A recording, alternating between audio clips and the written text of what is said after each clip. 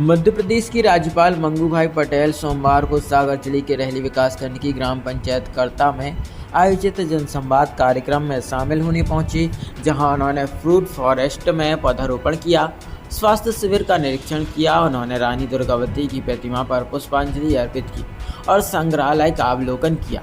जनसंवाद कार्यक्रम को संबोधित करते हुए राज्यपाल मंगूभाई पटेल ने कहा कि आज हम गोंडवाना की वीरांगना रानी दुर्गावती की कर्मभूमि में हैं। करीब 500 सालों के बाद भी आज हम वीरांगना रानी दुर्गावती के संघर्षों, वीरता और बलिदानों को भूल नहीं पाए। कहा जाता है कि रानी दुर्गावती दोनों हाथों में तलवार लेकर लड़ा करती थी।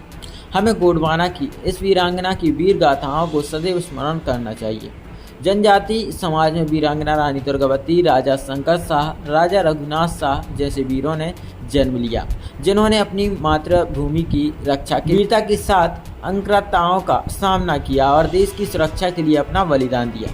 उन्होंने प्रधानमंत्री उज्ज्वला योजना को लेकर कहा कि इस योजना से ग्रामीण क्षेत्रों की महिलाओं को सीधा लाभ हुआ। ग्रामीण क्षेत्र की महिलाएं अब स्वच्छ वातावरण में भोजन तैयार कर रही हैं।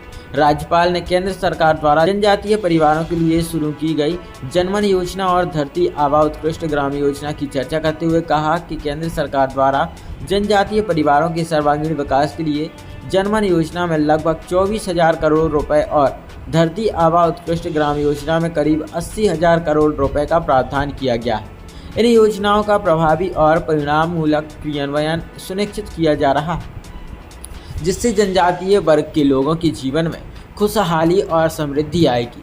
जनजातीय वर्ग के लोगों को प्रशिक्षण देकर मध्य प्रदेश में कर्मयोगी बनाने की पहल की गई है। इस योजना में मध्य प्रदेश में करीब 3 लाख कर्मयोगियों को प्रशिक्षण दिया जाएगा। राज्यपाल ने कहा कि गौंड पेंटिंग्स की आज देश ही नहीं विदेशों में भी प्रसिद्धि है। जनजातीय वर्ग के लोक कलाकारों द्वारा तैयार की गई गौंडी पेंटिंग्स कला को और अधिक प्रोत्साहित करने की आवश्यकता है। आज क्षय रोग के प्रति लोगों को जागरूक करने की आवश्यकता है। उन्होंने कहा कि क्षय रोगियों का समुचित उपचार होना चाहिए। इसी दौरान राज्यपाल मंगूभाई पटेल ने कर्ताग्राम में अनुसूचित जनजाति समुदाय के राजेश गौंड के प्रधानमंत्री आवास में पहुंचकर भोजन किया। भोजन में ज्वार बाजरा की रोटी, खीर और दही बड़ा शामिल रहे।